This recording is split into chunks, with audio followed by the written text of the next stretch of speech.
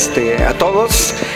Me da mucho gusto estar hoy aquí en un contexto muy distinto de las primeras veces que yo vine aquí con el buzón. Me ha tocado dar grandes batallas en este país. Orgullosamente me considero miembro del Movimiento Nacional en Defensa del Petróleo.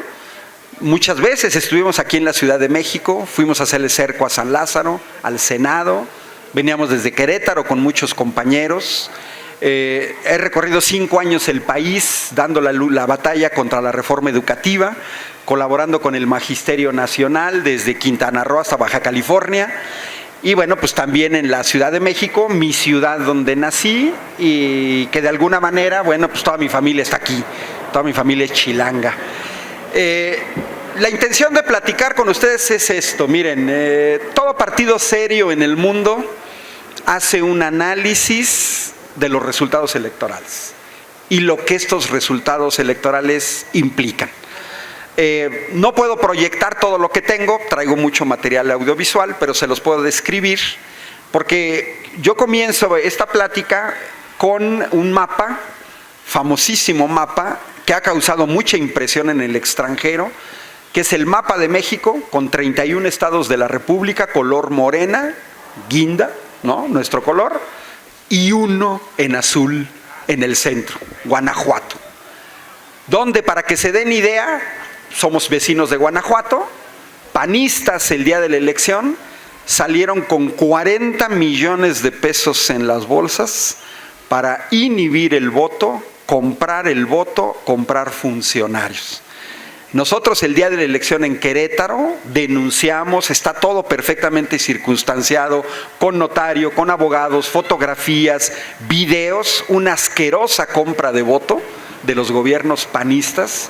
Es decir, enfrentamos una maquinaria muy poderosa, pero ilegal, pero además protegidos por la policía. Se estaba comprando voto aquí a 100 metros, protegidos por la policía estatal y por la policía municipal, de ese calibre. En Querétaro nos detuvieron compañeros el sábado anterior a la elección, nos detuvieron compañeros el día de la elección, tuvimos compañeros todavía a las 11 de la noche secuestrados en escuelas, no los dejaban salir porque las votaciones habían sido masivas en contra del PAN en ciertas áreas de la ciudad.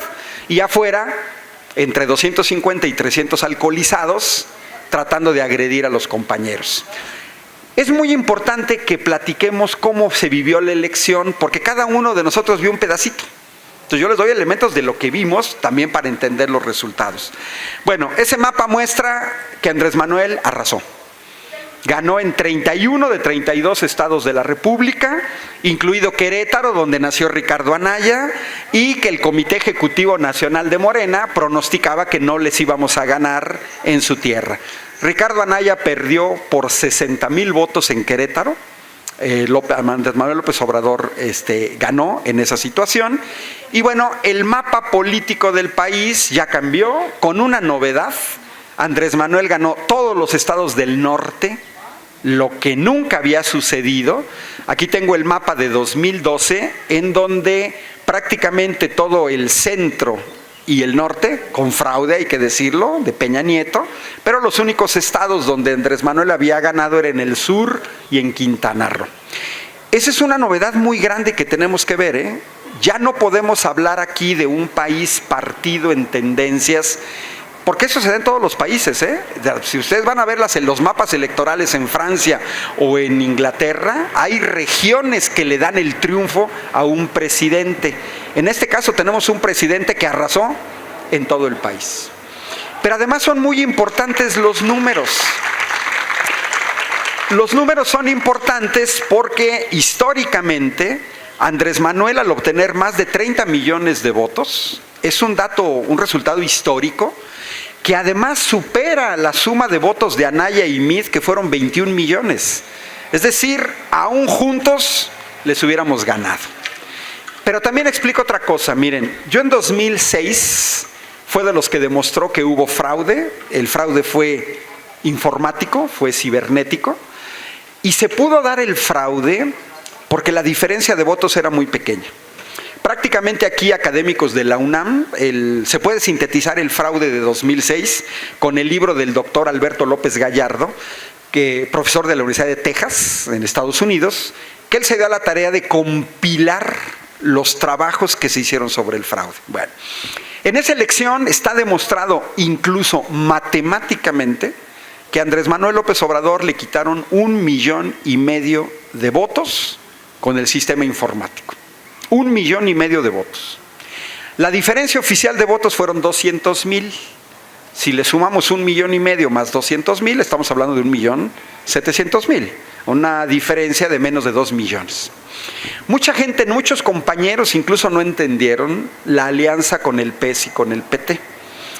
Yo como ingeniero y matemático hipotizaba que el PT y el PES iban a aportar a Andrés Manuel López Obrador 4 millones de votos. En realidad aportaron más, aportaron 5 millones de votos en esta elección. Si esos 5 millones de votos no se hubieran venido de este lado, se hubieran ido de aquel, Y los mexicanos tenemos que entender que cada voto cuenta doble. Si yo a mi adversario le quito un voto y lo agrego para mí, la diferencia son 2 votos. Quiere decir que estos 5 millones de votos se hubieran podido convertir en 10 millones de votos. Si se hubieran ido todos para Anaya, Morena habría bajado a 25 millones de votos. Si todos se fueran para Anaya, Anaya habría tenido 22 millones de votos y estaríamos entrando en el umbral matemático en donde se puede manipular un resultado electoral con complicidad del INE, porque también aquí hay que señalarlo. Yo no puedo hacer un fraude informático si no tengo complicidad del árbitro, ¿no? Yo creo que estos números le dan la razón a Andrés Manuel. La alianza con el PT y con el PES valió la pena. Se las pusimos muy difícil para que intentaran el fraude y de hecho tiraron la toalla porque sabían que ya no iban a poder cambiar una votación de este tipo. Pero además Andrés Manuel ganó con más del 50% de los votos. Y a todos los que estamos aquí nos debe de quedar muy claro, incluso a los panistas y a los priistas. Tenemos un presidente con una legitimidad que no se tenía desde hace décadas. Porque Peña Nieto fue impuesto con fraude electoral, principalmente con la compra de votos. Recordemos el caso de Monex. Felipe Calderón fue impuesto con una guerra sucia y además con el fraude cibernético. Fox no, pero lo dejaron llegar. Pero si recordamos a Zedillo y recordemos el asesinato de Luis Donaldo Colosio, y si nos vamos al fraude de Salinas de Gortari, quiere decir que Andrés Manuel con esta votación tiene una legitimidad que le va a permitir gobernar. No nos lo pueden criticar. La mayoría de los mexicanos votamos por él. Este problema de la legitimidad no es banal. Fíjense por qué en países como Francia hay una segunda vuelta. La segunda vuelta tiene un solo objetivo, que no llegue un presidente muy débil. Para que se den una idea, en Francia se avientan hasta 13 candidatos a la presidencia, O sea, los mexicanos nos quedamos chiquitos, Por supuesto, no sé, Emmanuel Macron en la primera vuelta son gente que saca un 17%, 22%. Ellos saben que un presidente que llega a gobernar con un 22% es una minoría muy pequeña. Se inventaron la segunda vuelta para que aquí en la segunda vuelta compiten nada más 2 y uno de los 2 va a sacar la mayoría. En realidad, los ciudadanos ejercen su derecho a voto. Históricamente, quien había obtenido más votos, incluyendo fraude, fue Peña Nieto, 19 millones de votos en 2012, y como porcentaje, ya desde Salinas nadie había obtenido más del 50%. Lo obtuvo Salinas, pero no los obtuvo porque sabemos que no ganó la elección, o sea, le cucharearon el resultado. Quiere decir que nos tenemos que regresar hasta el partido cuasi único, hasta la dictadura perfecta, hasta la dictablanda, para regresarnos a este partido corporativo del PRI y obtener resultados superiores al 25%. Pero hay otro detalle que va a ser muy importante para las elecciones futuras. Ya se demostró que se pueden ganar elecciones gastando poco.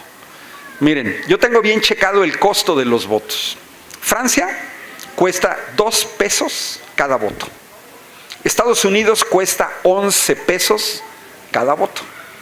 México cuesta 25 pesos cada voto. ¿Cómo es posible que un país con 55 millones de pobres el voto cueste 12 veces que lo que cuesta en Francia? Y la razón es muy sencilla. Yo trabajé 10 años en Europa. Me tocaron muchas elecciones, desde municipales hasta presidenciales, en varios países. Estuve presente, estuve en casilla, lo vi. Para un mexicano es muy diferente llegar a una casilla en México que llegar allá. Allá las casillas son austeras, es una mesa pequeña, hay 6 funcionarios, no hay representantes de partido, por una sencilla razón. La autoridad electoral es totalmente neutra y nadie se sueña de hacer un fraude electoral. A nosotros nos cuestan muy caras las elecciones por esa situación.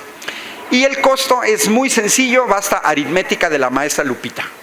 Andrés Manuel sacó 30 millones de votos y gastó 61 millones de pesos. Cada voto de Andrés Manuel costó 2 pesos, nivel francés. Ricardo Anaya gastó 262 millones de pesos, votaron por él 22 millones de personas, costó 21 pesos cada voto de Anaya. Y cada voto de Mid costó 26 pesos. Eso es lo que nos cuestan los votos del PRIAN. Nos costaron 10 veces más, 12 veces más que los votos de Andrés Manuel. Pero esto se dio en toda la República. En Querétaro tuvimos prácticamente empate técnico con el PAN en la elección de senadores. El futuro senador, el doctor Gilberto Herrera, es rector de mi universidad, gastó en su campaña 150,000 pesos. El panista con el que compitió gastó 8 millones de pesos. Para que se den una idea, no estamos hablando del doble. No. Aquí estamos hablando de gastar hasta 26, 30 veces más para tener los mismos resultados. Eso nos debe decir a los mexicanos que cada voto del PRIAN nos cuesta muy caro en este país. La propuesta de Morena de reducir el financiamiento a los partidos políticos se inserta en esta lógica.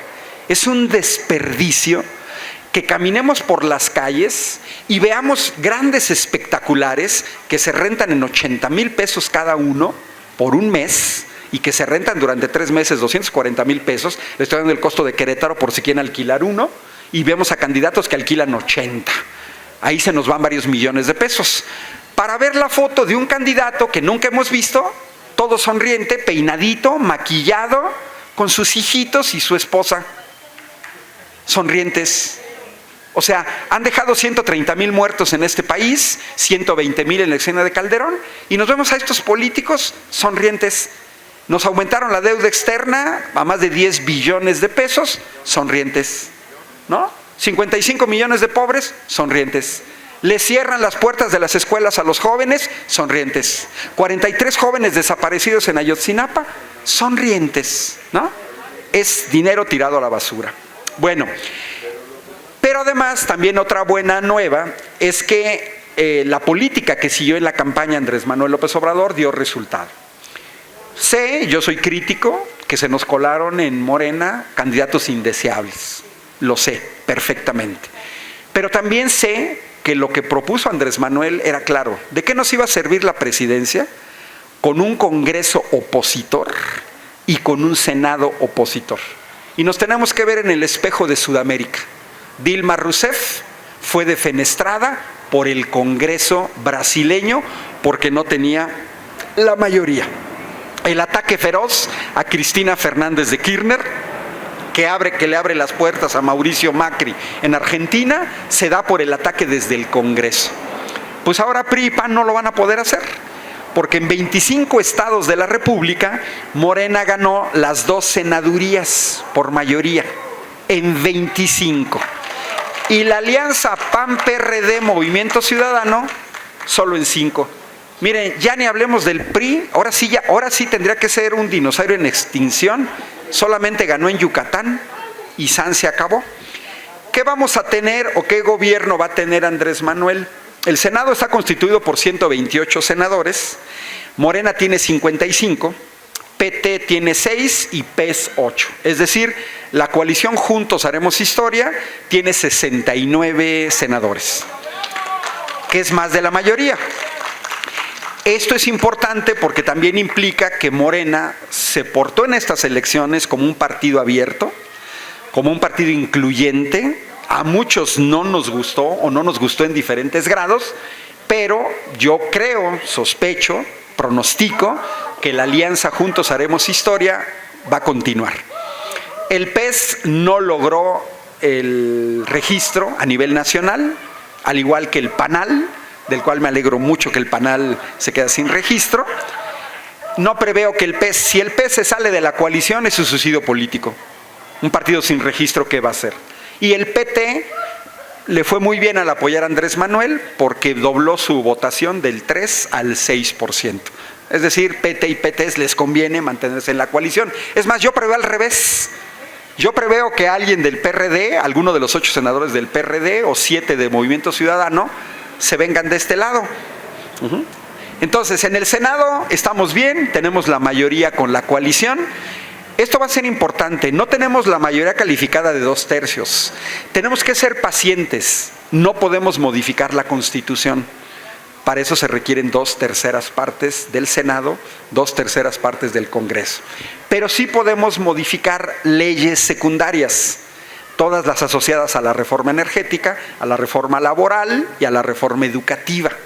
Entonces también tenemos que saber cuáles son los objetivos, qué podemos lograr y qué no podemos lograr para que no llevemos un desencanto de pedir las perlas de la Virgen. O sea, sí le vamos a exigir a nuestro gobierno, sí le vamos a exigir a nuestros senadores y a nuestros diputados, pero también hay que saber ellos con qué cuentan. ¿Están en una mejor situación? Sí.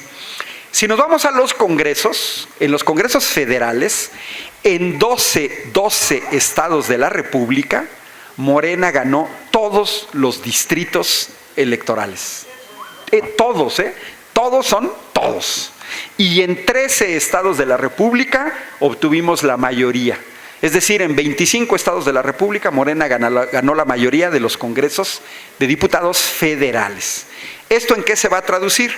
En una Cámara de Diputados, donde la coalición tiene 306 diputados, va a haber alguna variación con respecto a estos números, porque tomen en cuenta que todavía hay impugnaciones y todavía puede haber, pero cambios ya muy ligeros, por ejemplo, en la asignación de diputados plurinominales.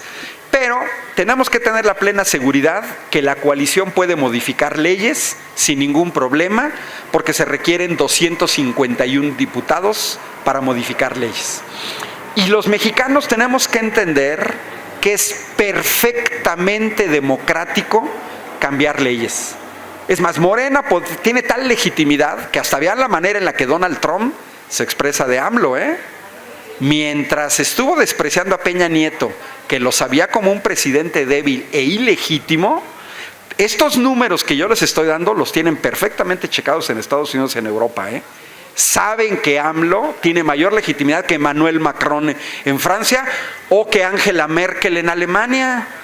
Tan solo vean a Angela Merkel en Alemania, por no haber obtenido la mayoría, le tocó negociar durante 6 meses, el gobierno alemán estuvo sin gobierno porque no cedían en las negociaciones y Merkel no podía acceder al poder.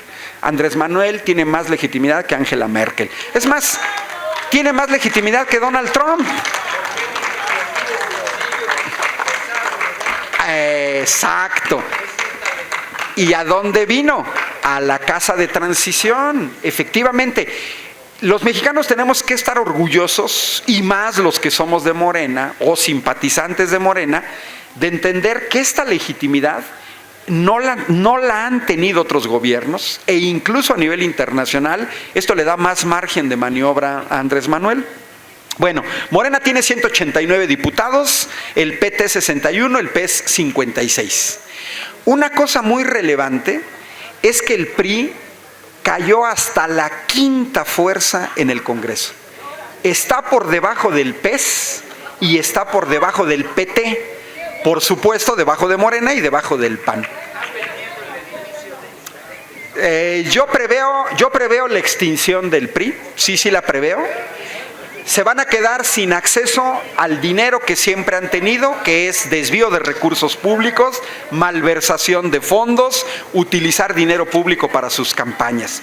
Es tan triste la situación del PRI que fíjense, en diputados por mayoría, Morena obtuvo 105, el PT 57, el PES 56, superaron al PAN incluso por 42, Movimiento Ciudadano 17, el PRD 9 y hasta luego el PRI. El PRI solamente ganó en 7 distritos electorales. Quiere decir que a nivel de diputaciones federales, el PRI está debajo del PRD y del Movimiento Ciudadano. Solamente le ganó al PANAL y al Verde, pero miren, ya es irrelevante. Y lo mismo el PAN quedó muy acotado.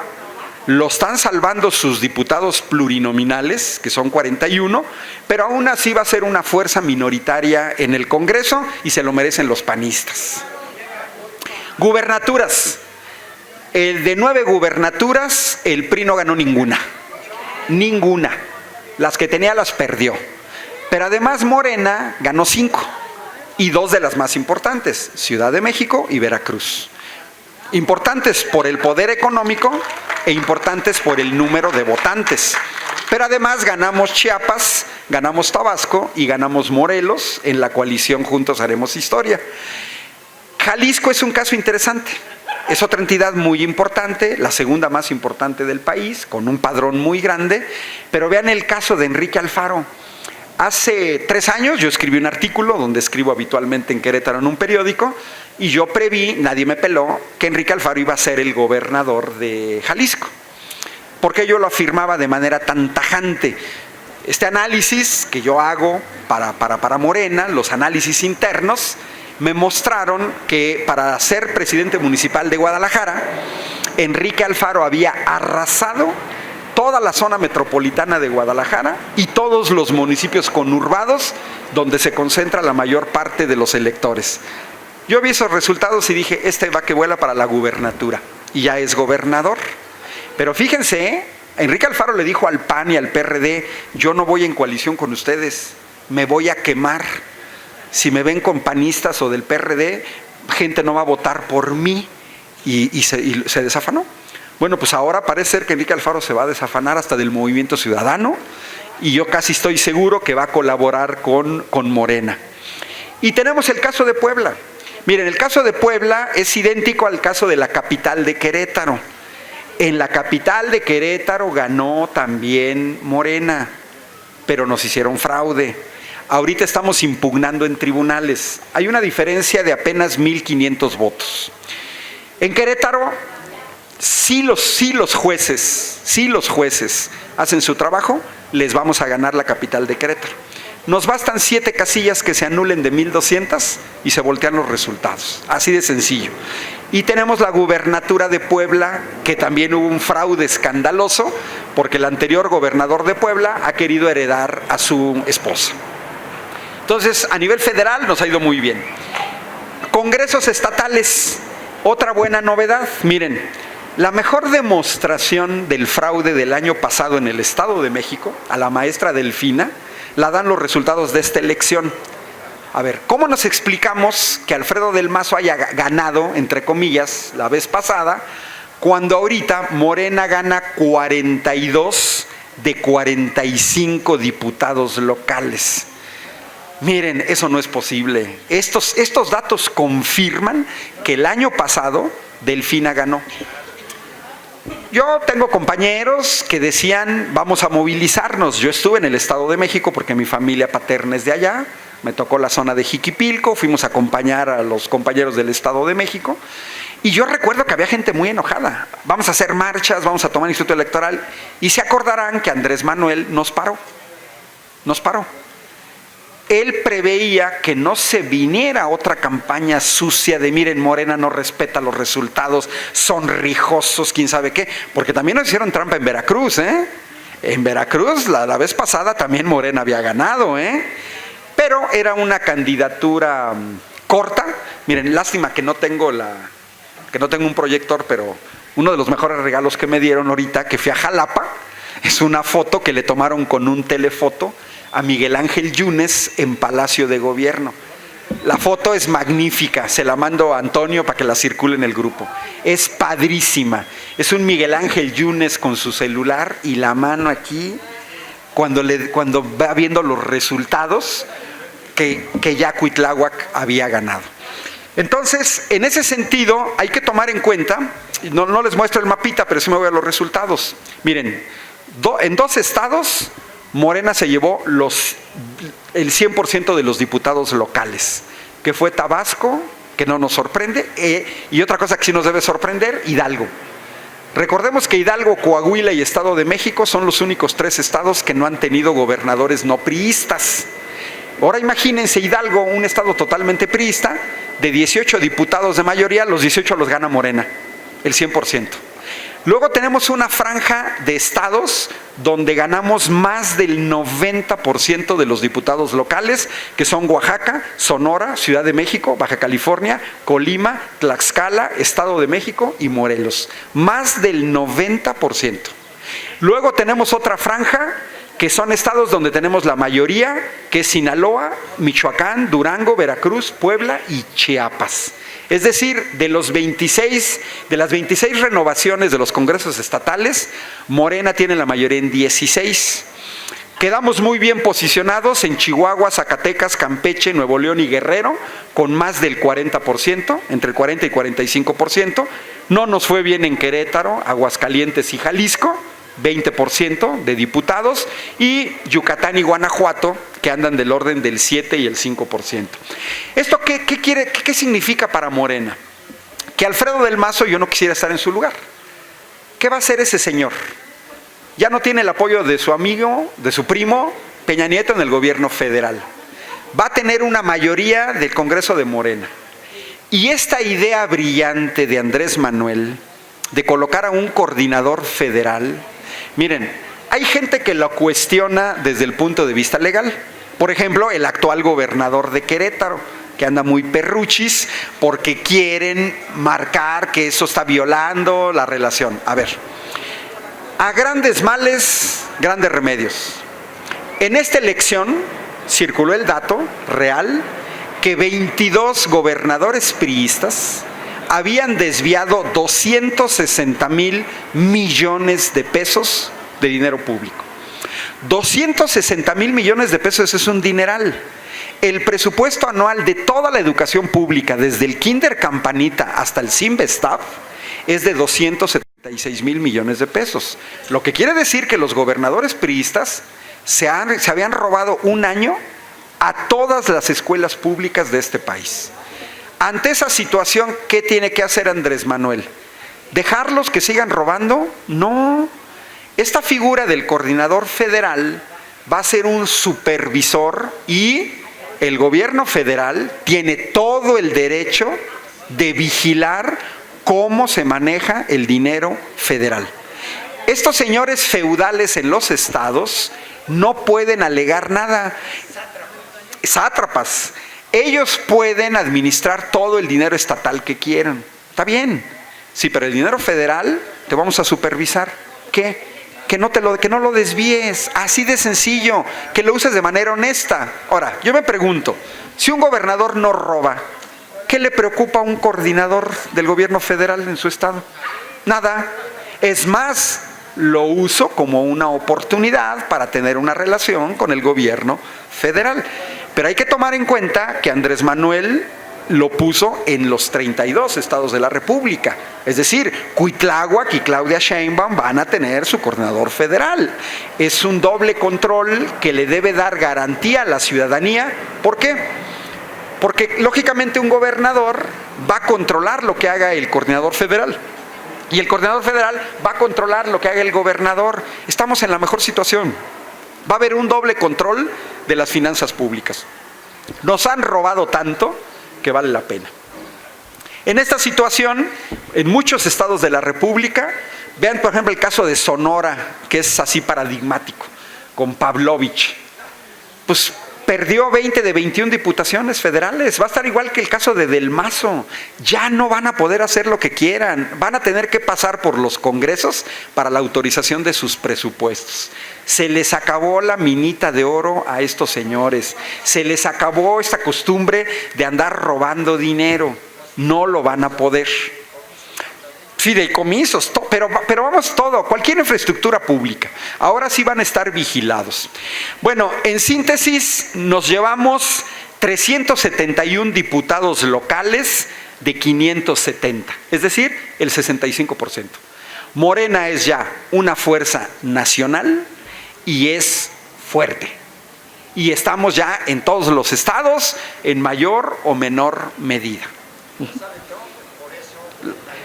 Lo sabe Trump y lo sabe Peña Nieto y lo saben los panistas y lo saben los priistas y se los tenemos que recordar. Ahora, ya pasó la elección. Consulta Mitofsky hizo un análisis entre el 3 y el 6 de julio sobre cómo nos sentíamos los mexicanos después de la elección. Exacto. Pero fíjense, porque los números también son importantes. Andrés Manuel ganó con el 53% de los votos. Consulta Mitofsky le pregunta a los mexicanos, ¿qué sientes, alegría o tristeza? 62% dice alegría, 63% dice felicidad, 60% satisfacción, 58% me siento más seguro, 60% estoy tranquilo, 60% confianza. Fíjense los números, es casi 10 veces más de la gente que votó por AMLO. ¿A mí qué me están diciendo estos números? Hay gente que no votó por él, pero le da gusto que haya ganado. Hay gente que todavía se dejó llevar por miedo, que sí vendió su voto, pero que está contentísimo y tiene confianza que haya ganado Andrés Manuel. Esto fue del 3 al 6 de julio. Esto quiere decir que el consenso que ahorita tiene Andrés Manuel ya se disparó al 60%. Y yo creo que todos lo hemos hecho de manera empírica. Yo he platicado con empresarios, he platicado con profesionistas de dinero, con gente que le pone la gasolina, con intendentes, con la señora de la cremería, con la señora que hace el quehacer en mi casa, etc. Yo lo que observo es que todo el mundo está contento, satisfecho, etc. Sí tenemos ahora un 26% que están tristes, un 24% que están enojados, un 27% que están decepcionados, un 30% que se sienten inseguros y que sería muy interesante de preguntarles por qué no se sentían inseguros en los anteriores sexenios. Hay miedo y hay desconfianza en un 28%.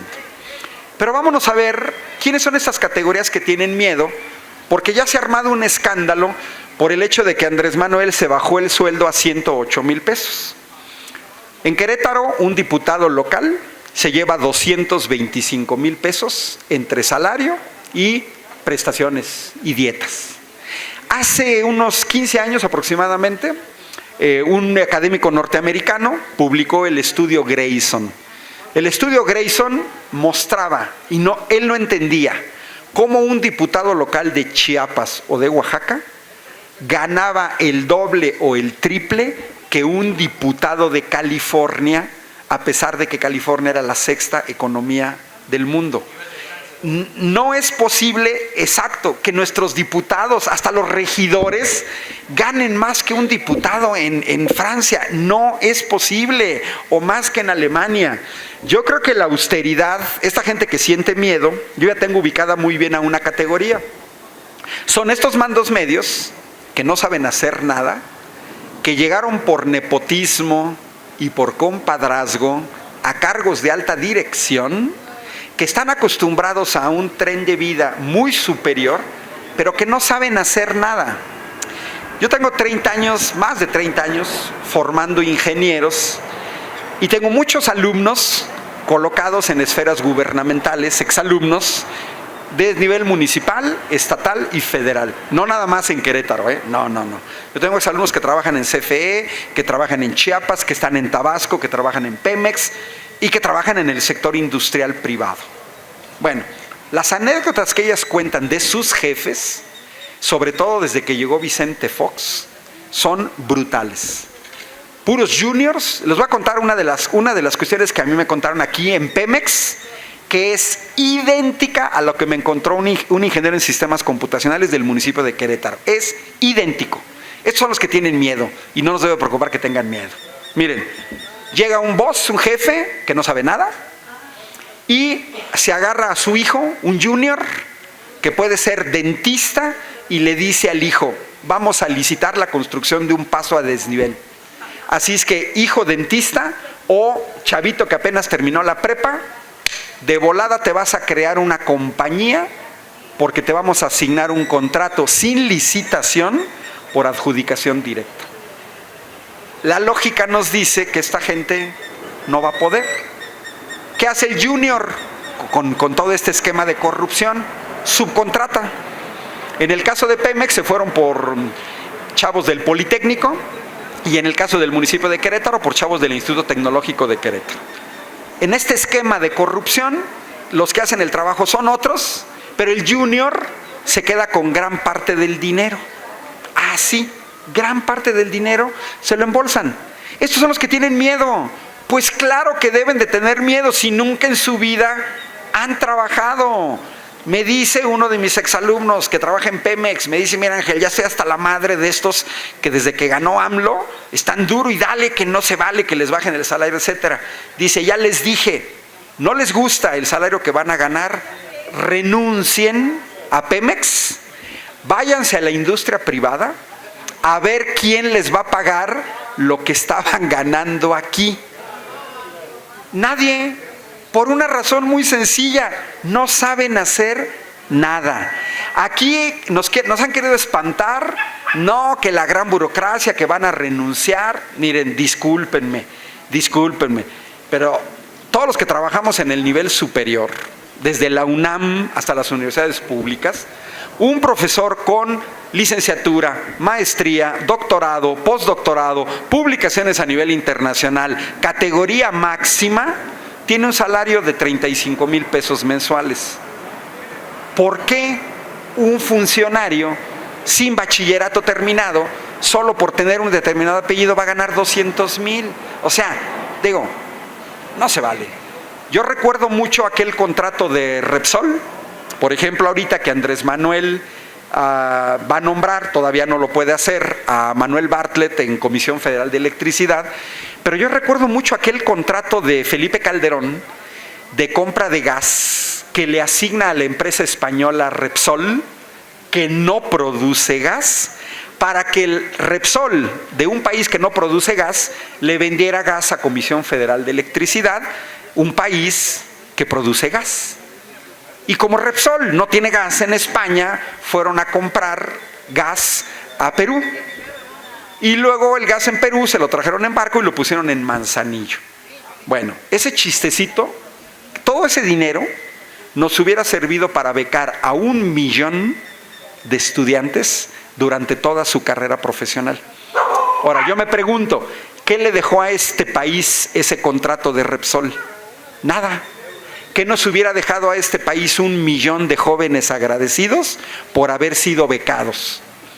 Tendríamos 1,000,000 de profesionistas preparados. Pero además, miren, ni siquiera nos tenemos que preocupar.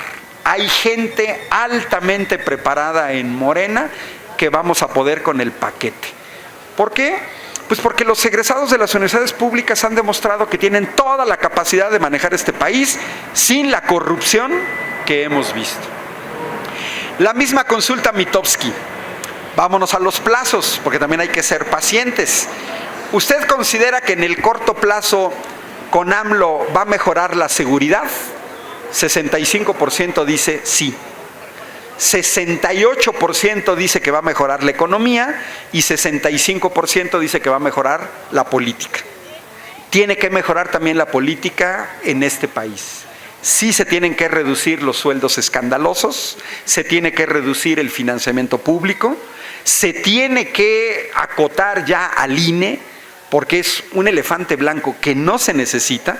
Hay que pensar que en los países desarrollados no existe INE, no existen institutos electorales. Quien organiza las elecciones es el Ministerio del Interior, es su papel, pero no hacen trampa. O sea, también hay que tomar en cuenta eso. ¿En cuánto tiempo deberán observarse los cambios? A ver, tenemos un país muy lastimado, muy herido, y también tenemos mexicanos que ya quisieran que AMLO hubiera tomado posesión. A ver, hay otros países, y vean el caso de España. Mariano Rajoy fue defenestrado por la mayoría del Congreso. La mayoría votó, por un voto, Mariano Rajoy se fue a su casa, le dieron 3 días para el fin de semana sacar sus cachivaches de la Moncloa, órale, porque ya va a llegar Pedro Sánchez. Pero hay que entender también que el sistema político mexicano se gana las elecciones, pero no se toma posesión inmediatamente. Y en parte está derivado de toda esta cultura de fraudes electorales de los priistas. Porque todo esto de que el PREP y que el conteo distrital y que le impugna, todo se deriva de hacer trampa en las elecciones, Porque en otros países donde no hay trampa, los que ganan toman posesión al día siguiente, 2 días después. Aquí hay que entender que AMLO tomará posesión hasta el 1 de diciembre. Quisiéramos ya que tomara las grandes medidas. No puede, legalmente no puede. Tampoco debemos estar histéricos por declaraciones contradictorias de su equipo de trabajo. Es natural que va a haber un reacomodo, es natural que hay muchas visiones de cómo se tienen que resolver los problemas, desde el educativo hasta la seguridad social, hasta el energético. Se va a sentar el equipo. Precisamente estos 6 meses están sirviendo para ir concretando los equipos. Una vez que se van nombrando cabezas, que se van conformando los equipos, las propuestas ya se tienen. Miren, ayer me dio mucho gusto escuchar en la rueda de prensa de Andrés Manuel en su casa de transición, cuando presenta a Manuel Bartlett y a Romero para Pemex, pero que Rocío Nale señala y dice, es que ya tenemos los planes para la refinería, ya hasta el lugar donde, 2 Bocas, Tabasco, 600,000 barriles. Yo aquí di una plática donde efectivamente estamos importando 435,000 millones de pesos anuales por estar importando gasolina. Y bueno, ya ahorita que toqué el tema de la gasolina, a ver, tenemos que ser pacientes con la gente y muy duros con los que son de mala leche. A veces hay que explicarles con palitos y bolitas. A ver, hay gente que quiere manejar lo de la refinación en términos de que es que las energías limpias. A ver, vamos a darles una clase. A ver, en las refinerías no solamente se produce gasolina, hay toda una serie de derivados de la petroquímica. Déjame terminar la idea, por favor. Hay toda una serie de derivados de la petroquímica que terminan en esto, terminan en el plástico. O sea, todos estos derivados lo tenemos que entender, que se deriva el plástico, se deriva la petroquímica, se deriva el etileno, los fertilizantes. O sea, la refinería no nada más es para la gasolina, sí va a ser para la gasolina, para el diésel, para la turbocina. Y también ese discurso de Ricardo Anaya que yo aquí critiqué, que se sentía acá el gran ejecutivo, que además se robó la presentación. Hay una presentación muy famosa de Ricardo Anaya que presentaba por todos lados, siempre ponía los mismos ejemplos, porque yo doy clases, soy experto en didáctica, tengo ubicados a mis alumnos. Cuando me repites la misma cantaleta, es como un periquito, una guacamaya, que como no sabe, tiene que repetir siempre lo mismo, la misma foto, el mismo discurso, la misma frase, etcétera. Y sale con la jalada de los autos eléctricos. A ver, espérate. Esa idea de los autos eléctricos, véndesela a Corea, que no tiene petróleo, no a México, que tiene petróleo. Yo justamente ayer en mi espacio en Facebook subí una fotografía, un datos de los que yo elaboro, en donde mostré cómo todas las potencias petroleras, Estados Unidos, China, Rusia, Irán, Arabia Saudita, en los últimos 10 años, todos han aumentado su capacidad de refinación. Son países muy serios. El petróleo se va a acabar. Necesitamos energía eólica, la necesitamos. Tenemos que apostar a la biomasa, se la vamos a apostar. La energía solar, le vamos a apostar también a eso. Pero una cosa no excluye la otra. Vamos en el camino directo. Ayer justamente Rocío Nale, tenemos que tener claro que una refinería no es hacer una banqueta, Una refinería se lleva 4 años, ¿eh? El único país que ha construido una refinería en menos de 4 años es la India. Su última refinería se le echó en 3 años y medio. Podríamos aspirar quizás a eso. Pero ¿qué quiere decir? Que justamente, si va a tardar 4 años, Andrés Manuel anunció, se iniciarían los trabajos en 2019. Estaríamos pensando que hacia el 2023, una refinería con 600,000 barriles de refinación, con eso dejamos de importar gasolina, ¿eh? Estamos importando 400,000 barriles. Quiere decir que una refinería de 600,000, nos vamos a dejar de importar gasolina, van a poder bajar los precios, ahí sí casi de manera inmediata, y además vamos a tener un plus de finalmente hacer lo que hace un país serio: exportar derivados del petróleo, no petróleo.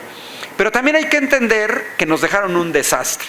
Entonces tenemos un 14% de mexicanos que entre 1 y 3 meses ya quieren observar los cambios.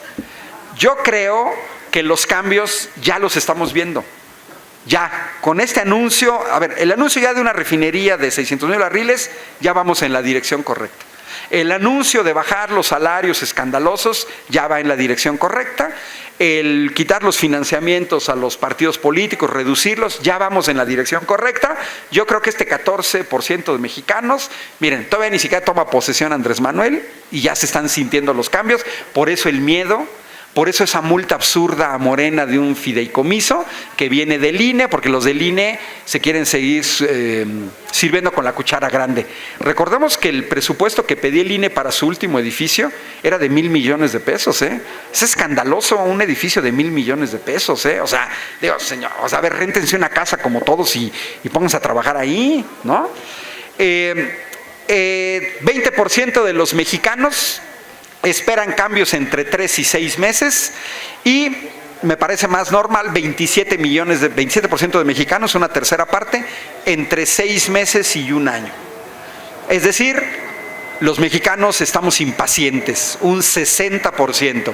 Y si le agrego entre 1 y 2 años, estamos hablando que prácticamente el 80% de los mexicanos queremos ver cambios a más tardar en 2 años. Se van a dar, ¿eh? Sí se van a dar. Bueno, entonces, ¿qué tenemos que hacer? A ver, miren, de nada nos sirve. El primer paso fue haber ganado el gobierno. Hay un mérito muy grande en Morena, ¿eh? Morena no hizo fraude electoral. Morena no compró votos. Morena no compró funcionarios. Es decir, si no hubiéramos enfrentado una maquinaria como enfrentamos en algunos estados, los resultados de Morena habrían sido todavía superiores. Pero tenemos que hacer las cosas bien. Yo noto en la población de México mucha expectativa, mucha esperanza en que las cosas se hagan bien. Si aquí hay gente de Morena, si se van a incorporar a tareas gubernamentales, a tareas de asesoría, a mantener la militancia en Morena, tenemos que ser muy serios. Creo que lo peor que le podemos hacer al pueblo de México es fallarles. No lo podemos hacer. El tamaño de la desilusión va a ser proporcional al tamaño de la esperanza. Y hay mucha esperanza en el pueblo de México. Pero yo tengo confianza de que el equipo que veo que se está formando alrededor de Andrés Manuel, que además es un equipo plural. Miren, yo he escuchado críticas muy fuertes a Alfonso Romo, a Tatiana Cloutier, sí. Pero yo quisiera que esas gentes me dijeran si ellos hubieran obtenido los resultados en el norte del país de esta gente que trabajó zonas mucho más hostiles. Una cosa es trabajar Tabasco, con AMLO como candidato a la presidencia, donde arrasó con el 80%. Otra cosa es la Ciudad de México, que desde el PRD viene así, pero créanme que otra cosa es la zona yunquista del Bajío, de Guanajuato y Querétaro, ¿no? Y otra cosa es todo el norte, ¿eh? Porque Marcelo Ebrard y a nosotros nos tocó de coordinador en Querétaro Ricardo Monreal, pero el trabajo que hicieron Tatiana Cloutier, Alfonso Romo, el que hizo Marcelo Ebrard, a ellos les tocó todo el norte de Baja California, Tamaulipas, ¿eh? Y ahí están los resultados. Morena arrasó en Sonora, arrasó en Sinaloa, Chihuahua casi, ¿no? Que ahí donde vamos ahí. Entonces, yo creo que tenemos que dar una oportunidad. ¿Qué tenemos que tener confianza? A ver, las personas que fueron elegidas, eso van a mantener en el cargo, estoy hablando de diputados, senadores, regidores, presidentes municipales, el tiempo que dure la elección. Pero las designaciones, esas se pueden cambiar en cualquier momento, ¿eh? Digo, quien ya conoce a Andrés Manuel y cómo gobernó la Ciudad de México, pues si no dan el ancho, y yo creo que Andrés Manuel aprendió la lección, porque también se tiene que ser responsable del círculo que va a estar manejando, pero que en cualquier momento, si no cumplen su chamba, pues la pueden perder. Yo veo buena perspectiva, hay que empezar a valorar a la gente, hay que empezar a... Morena incorporó ahorita muchos cuadros. Miren, hubo gente que se salió del PAN y del PRI a tiempo. ¿Qué quiere decir? Hace un año, por ejemplo, en Morena, Querétaro, pero creo en todo el país así, comenzaron a llegar gentes que se zafaron ya del PRI, del PAN, del PRD. Lo hicieron a tiempo, lo hicieron de manera pública, de alguna manera pagaron el precio al interior de sus partidos, etc. Bueno, ¿va a haber oportunistas? Sí. ¿Va a haber arribistas? Sí. ¿Nos va a llegar gente maleada? Claro que sí. Ustedes lo pueden ver aquí en la Ciudad de México, las agresiones, Mauricio Toledo, que estuvieron con Morena. Varios vimos los videos de gente agredida en este parque. Yo desde Querétaro vi cuando llegó el grupo de venezolanos a hostigar un evento de mexicanos en México. Sí, pero también me tocó ver a panistas que estaban hostigando y tratando de cerrar este espacio. O sea, es decir, que también este tipo de gente va a querer montarse en la ola y llegar, pues, a hacer lo que hacían en otros lados. ¿Qué va a ser nuestra responsabilidad de los que estamos adentro? No podemos ser sectarios en extremo, pero tampoco podemos ser totalmente abiertos, porque eso puede resultar contraproducente. Entonces, yo creo que estos datos nos muestran que tenemos un presidente fuerte, un presidente legítimo. Morena es ya una fuerza nacional, es la primera fuerza política en el país, y pues ahora ¿qué tenemos que esperar? A las siguientes elecciones en 3 años, en estos estados donde todavía vamos a tener posibilidad, por ejemplo en Querétaro vamos por la gubernatura, así, y la vamos a ganar, para que se preparen los panistas, porque además ya no van a poder hacer fraude. Miren, aquí hay otro detalle que ahorita yo señalé. Este fraude, avalado incluso por policías municipales y estatales, se les va a acabar, porque los coordinadores federales no van a andar permitiendo que se ande manejando dinero de recursos públicos para compra de voto. Ahora, tan solo pensemos, una de las formas de compra del voto es el uso de los programas sociales, Cedesol, por ejemplo. Ya no la van a tener. Ya no le van a poder condicionar a las personas un apoyo a la gente de la tercera edad, becas para los estudiantes. Yo lo veo en Querétaro. Miren, mis estudiantes de ingeniería, profe, ¿puedo faltar el jueves? ¿Por qué? Es que tenemos que ir, o sea, fíjense, tenemos que ir a una ceremonia con el PAN, porque ahí nos van a dar la mensualidad. Una vez al mes agarran a todos estos muchachitos, se los llevan a un evento partidista para darles ahí como si fueran migajas. Esto se tiene que acabar. A final de cuentas, las ayudas sociales, eso son. Esta cuestión de Andrés Manuel, de los famosos ninis, a ver, por un lado les cerramos las escuelas y no los dejamos entrar. Y no los dejamos entrar por falta de cupo, no por falta de capacidad. Pero por otro lado no les damos trabajo. ¿Qué hacemos con estos jóvenes? Se los estamos entregando al narco, se los estamos entregando a la delincuencia, porque el Estado ni les da trabajo, ni les da escuela. Entonces, como no te doy trabajo, no te doy escuela, pues te estoy entregando a la delincuencia organizada. ¿Qué tenemos que pensar hacia el futuro? Me habían dicho, bueno, y la agenda energética de Morena. No lo sé, pero me da mucha confianza que la secretaria de Energía sea Rocío Nale. Y me da mucha confianza que el subsecretario de Energía sea Alberto Montoya. Y me da mucha confianza que gente como Fluvio Ruiz estén presentes ahí. Y yo esperaría, porque aquí he visto a gente de la UNTIP que tienen que regresar, aunque ya se hayan jubilado, ahorita. ¿Por qué? Porque yo conozco gente que fue obligada a jubilarse de Pemex. Se tiene que recuperar el sindicato de Pemex, se tiene que recuperar el CENTE. Tenemos todavía muchas tareas. No podemos permitir que un tipo como Romero de Champs obstaculice desde adentro todo el desarrollo de la industria petrolera. Es decir, se ganaron las elecciones y ahora todavía como ciudadanos no tenemos que dejar a nuestro gobierno solo. Yo creo que para la mayoría de los que estamos aquí ni siquiera sabemos qué hacer. Yo soy opositor al gobierno desde que fui estudiante en la universidad. Toda mi vida he sido opositor al gobierno. Y esta es la primera vez que digo, ahora tengo que apoyar al gobierno. Pues sí, pues para eso lo ganamos, ¿no? O sea, hasta tenemos que pensar, y creo que muchísimos mexicanos fueron a la tumba siendo opositores al gobierno. Lo decía el oftalmólogo de mi mamá, que está en San Luis Potosí, donde también ganó Morena. Tiene 70 años de edad y lo fuimos a ver hace 15 días y el doctor dice, ya me puedo morir. Finalmente ya vi la posibilidad de un cambio en este país. Es un médico con mucho dinero, es rico, tiene su clínica propia, pero es gente que sabe perfectamente que esto va a ser positivo para la gente.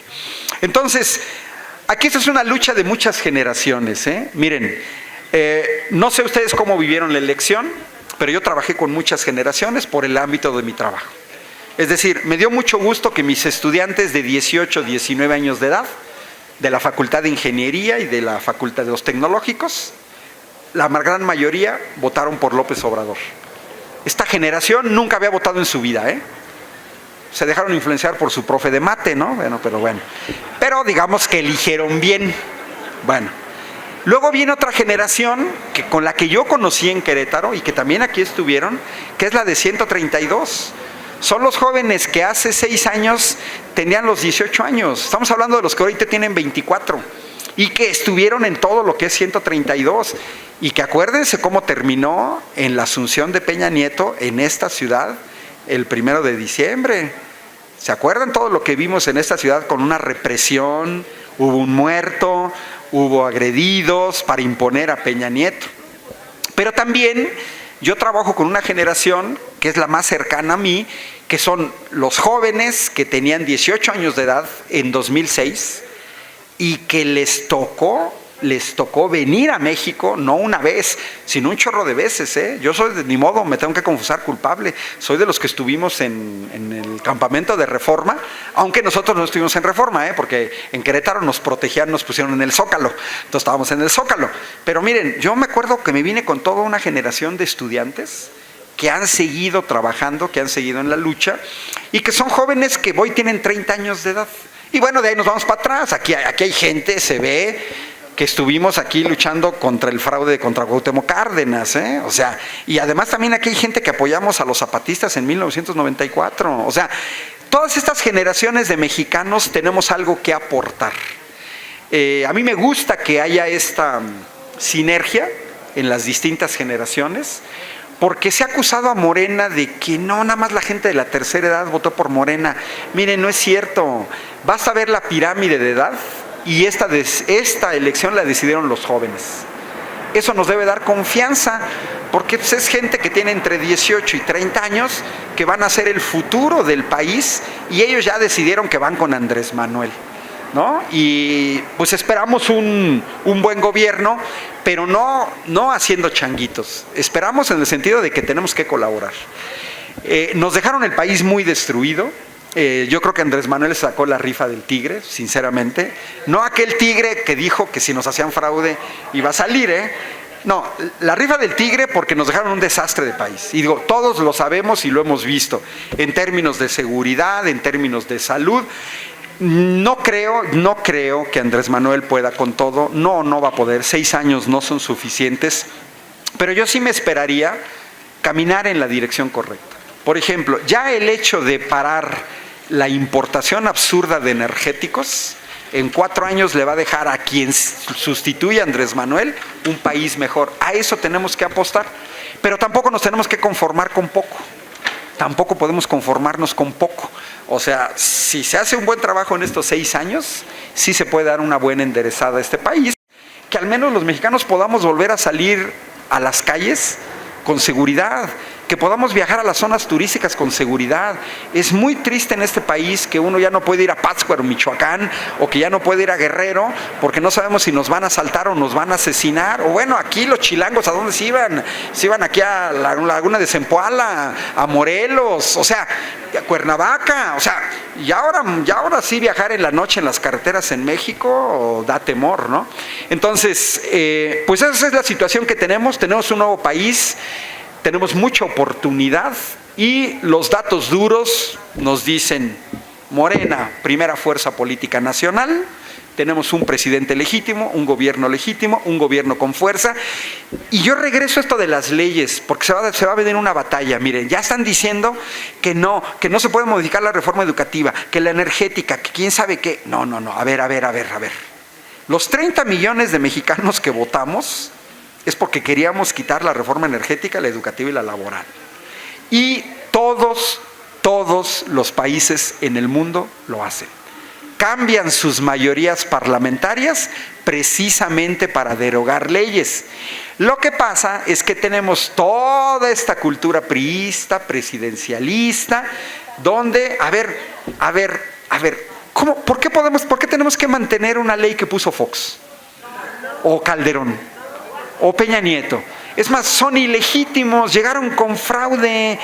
¿Por qué tenemos que mantener todo este conjunto de leyes que dejó el Pacto por México? No, ¿se pueden cambiar? Sí, para eso tenemos la mayoría. No va a ser fácil, va a tener que entrar un equipo jurídico. ¿Por qué? Porque los neoliberales no son tontos, ¿eh? Dejaron un entramado de leyes secundarias ligadas entre ellas para que yo no tenga mucha posibilidad de acción. Decía Alfredo Jalife que ve a Andrés Manuel, su gobierno, como en una jaula. O sea, este entramado jurídico de que si yo te muevo aquí y te quito acá, me vas acá, etcétera, lo hicieron para previendo a que en algún momento se pudieran revertir. Pero teniendo la mayoría en la Cámara de Diputados, a mí me encantaría ver lo que he visto en Francia, por ejemplo. Cámara de Diputados dice: derogamos una ley, ¡pum!, se acabó, somos la mayoría, tenemos la mayoría de la gente, somos un gobierno legítimo, la gente votó por nosotros para derogar esta ley, la derogamos. A ver, que griten y que hagan escándalo, pues griten y todo lo que quieran, la derogamos. A final de cuentas, va a cambiar también la relación con los organismos internacionales. Pues da vergüenza que la OCDE la presida José Ángel Gurría, una de las personas más corruptas en México. Recordemos que por 3 años que trabajó en Nafinsa, se jubiló con una jubilación de oro, y ya ellos sí se manejan así. Y todavía quieren seguir dándole órdenes a otro gobierno. No, lo del IPAB y la reforma educativa y etcétera. Miren, vean en Argentina, ¿qué le está pasando ahorita al pueblo de Argentina? Llega la derecha con Mauricio Macri y vuelve a endeudarse con el Fondo Monetario Internacional, cuando Argentina ya se había quitado el yugo de los organismos financieros. Veamos el caso de Tsipras en Grecia, Es un gobierno de izquierda que llegó a tratar de quitarse el yugo, y los otros europeos le hicieron manita de puerco y hasta el gobierno lo tiraron y lo acotaron. Aquí también tenemos que ser muy claros en que hay cosas que se van a poder hacer, otras cosas que no se van a poder hacer, pero yo estoy seguro que se van a poder hacer muchas cosas. Y que tenemos que prepararnos para que cualquier ley que se derogue en este país es perfectamente democrático, derogar leyes y poner nuevas leyes. Para eso se ganan los gobiernos, no para seguir con la continuidad de los gobiernos anteriores. Miren, los priistas yo creo que se van a extinguir solitos. Quedaron súper acotados, sin acceso a fondos federales, muy acotados en los estados, y la votación de Meade nos exhibe que afortunadamente el pueblo de México ya le dijo al PRI bye bye. Pero también veamos aquí quiénes son los culpables de que todavía el PRI existiera, Y este es el PAN. Que no se hagan el PAN.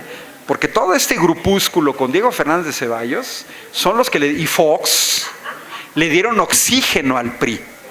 Acuérdense que a Fox se le pidió, aquí en el Ángel de la Independencia, no nos vayas a traicionar, pero Fox traicionó. Fox traicionó todas las expectativas del pueblo de México y sigue traicionando. Exacto. Entonces, como dice Andrés Manuel, no es venganza, pero sí justicia. Yo digo que no tenemos que darle oxígeno a los priistas. No, ya. Ellos cumplieron su ciclo histórico, hicieron lo que hicieron. Yo creo que se empezó a pudrir ese partido desde la salida de la tendencia democrática. Acuérdense, Ifigenia Martínez, Cuauhtémoc Cárdenas, Porfirio Muñoz Ledo, el mismo Andrés Manuel, que realmente es cuando con Miguel de la Madrid nos imponen el neoliberalismo y hacen fraude para imponer el neoliberalismo.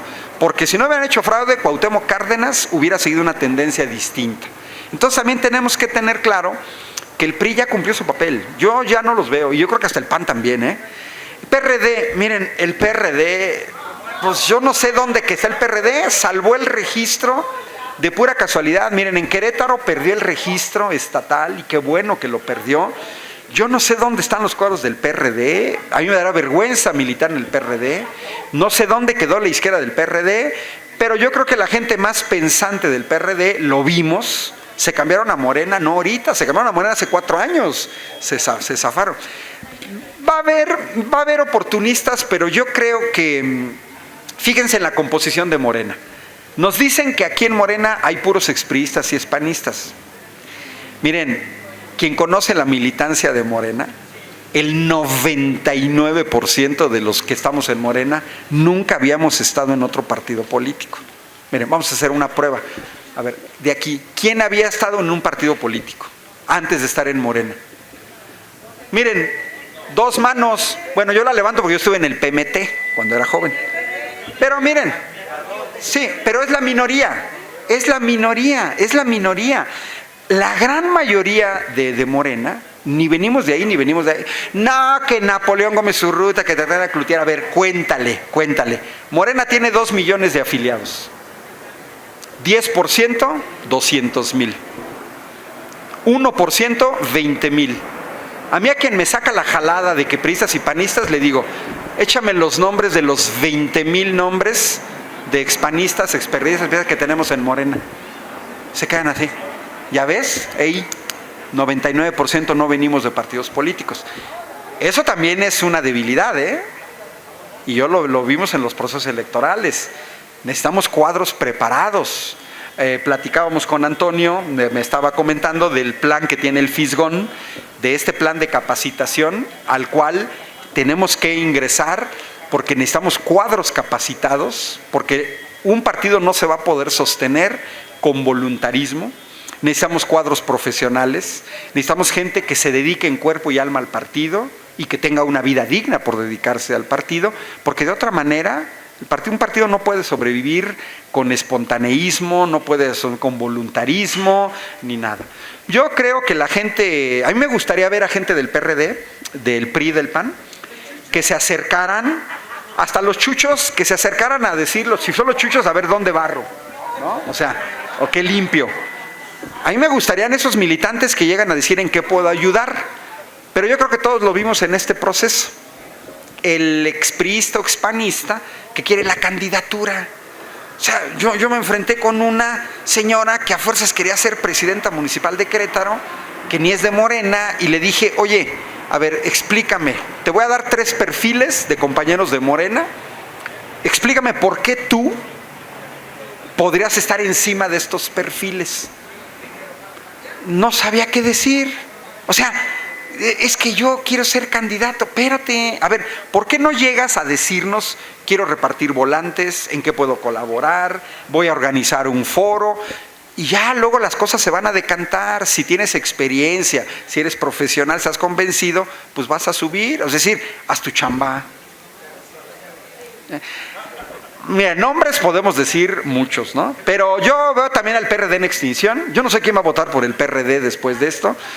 se van a quedar sin prerrogativas. Lo que conservaron aquí en Ciudad de México, pues todavía es porque ya iban de salida. Miren, vean el avance de Morena.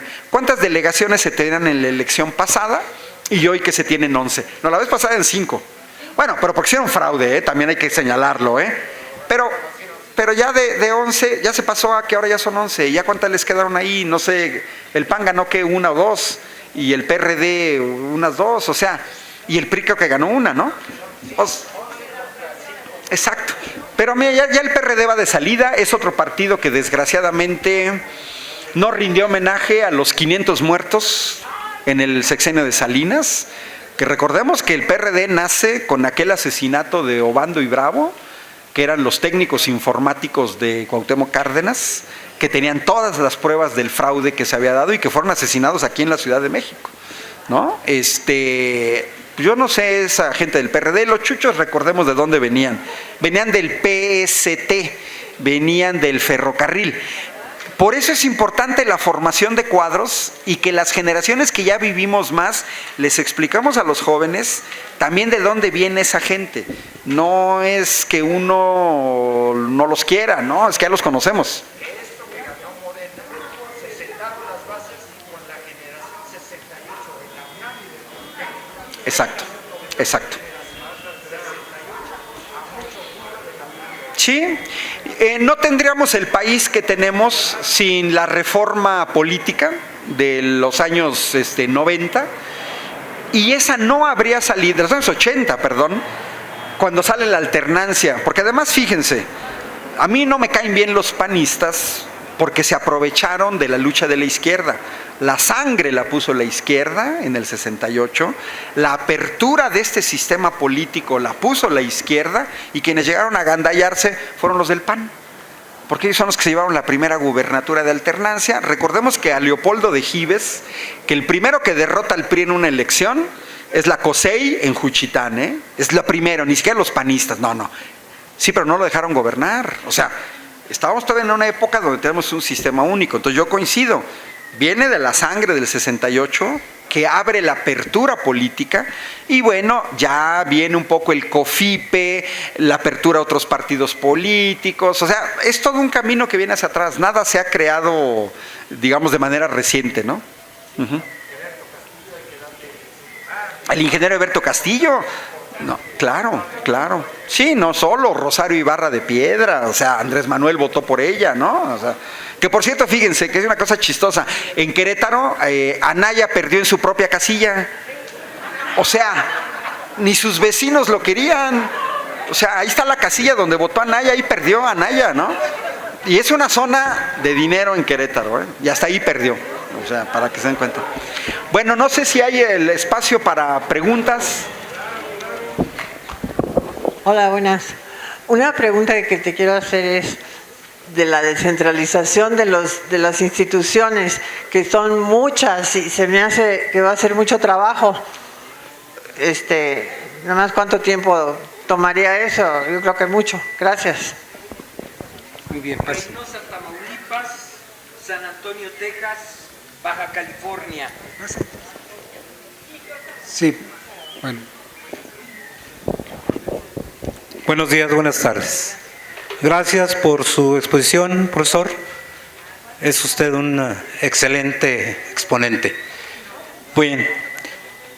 Miren, respecto al cambio que dice aquí el maestro, creo yo que a partir del día primero, los primeros informes que nos dieron que iba ganando Andrés Manuel López Obrador, desde ahí empezó el cambio, porque empezó a cambiar nuestro modo de sentir la elección. A las 8 de la noche, todo el mundo estaba en la calle. Es decir, las manifestaciones en el Zócalo, las manifestaciones ahí en la Avenida Juárez, en fin, cambió, ¿verdad? Desde ese momento, es decir, empezamos a sufrir o a sentir más bien el cambio. Vean ustedes la asistencia a este foro del día de hoy, el día del sábado anterior y el anterior, estuvo atiborrado, miren. Es decir, ahorita precisamente estamos sintiendo todavía el cambio. Es decir, aquí empieza el cambio, ¿sí? Lo demás, o sea, posterior, pues vendrá, ya nos daremos, ¿verdad? O haremos a las tareas que a cada uno nos corresponda. Bien, referente a las propuestas que Andrés Manuel López Obrador estableció, ¿verdad? Ahorita las está haciendo realidad. Vean lo que anunció en cuanto a la asistencia a las personas de la tercera edad o a las que no tuvieron empleo o que tienen una tarjeta que les dan, no sé, 1,200, ahora les van a dar el doble, ¿sí? Los pensionados ahora van a recibir el doble de pensión, y esa fue una de esas, claro, es a nivel general. Entonces, ahí ya estamos sintiendo el cambio, está la gran expectativa, pero Andrés Manuel no habla así porque sí nada más, sino que va a cumplir esto. Y ya lo están conformando de manera tal que para el año que entra pues vamos a tener todo esto. A los ninis, ¿no?, que les nombran, ¿sí? Ahora ya van a estar becados, van a estar incorporados al sector productivo, es decir, a las empresas, ¿sí?, como aprendices, ¿sí? Es decir, esto también se va a cumplir. Bien, para terminar con esto, la pregunta es la siguiente. ¿Qué vamos a hacer, profesor, con la deuda externa? La deuda externa asciende a 10 billones de pesos, ¿sí? ¿Qué vamos a hacer? Sí, espérese, por favor, señor, pues cálmese, pues ya voy a terminar, ¿sí? Bien, entonces, ¿qué se va a hacer, profesor, con la deuda externa? Porque la verdad que es una gran carga económica la que tenemos. ¿Se va a declarar la moratoria de pagos o qué? Eso es todo. Sí. Buenas tardes, Ángel. Bueno, primero que nada una mención sobre sus intervenciones con respecto al petróleo. Los videos se suben también a internet, de los del buzón, y quiero felicitarlo porque hay personas que han retomado la información y tienen un montón de vistas. Eso yo pienso que es un gran logro, ¿no? Otra cuestión sería por lo que se refiere a las redes sociales, que estaba hablando el Fisgón. Yo los invitaría a todos ustedes que ya llevan un montón de tiempo aquí y que de alguna manera ya se han vuelto especialistas en el ramo sin tener una carrera necesariamente sobre política, etcétera, que se suban al YouTube, se suban al Facebook, se suban al Twitter, porque considero que los jóvenes, yo soy profesora en el Politécnico, tengo muchos alumnos que están entre los 17 y 20 y tantos años. Una anécdota es que hicimos una vez un debate, yo soy profesora de francés, en francés sobre las elecciones, ¿no? Y me llevé muchas sorpresas con respecto a los chicos.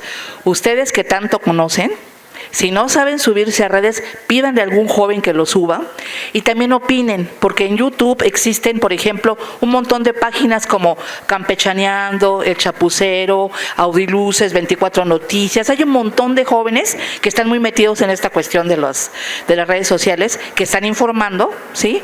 Y a la gente que opina a veces le hace falta, los que opinan en YouTube, a veces dicen tonterías. Entonces, ustedes que tanto han aprendido, yo los invito a que no se quede como letra muerta lo que ustedes han aprendido aquí y que también se suban personas, aunque no sean chavitos, ¿verdad? Somos muchos ya de varios años para adelante, entonces que lo hagan y que aporten también ahí lo que ustedes saben para que se extienda más, ¿no? Y yo estoy de acuerdo, alguien decía por ahí que él también coopere en el gobierno de López Obrador. Yo estoy totalmente de acuerdo, porque él es una persona, usted es una persona especializada. Entonces, sí se requiere gente que dé opiniones, que se sumen al cuadro, ¿sí? Entonces sería lo que quería decir. Hay que aportar y hay que sacar a muchos lugares lo que uno ha aprendido aquí, ¿sí? Métanse a las redes sociales, por favor. Gracias.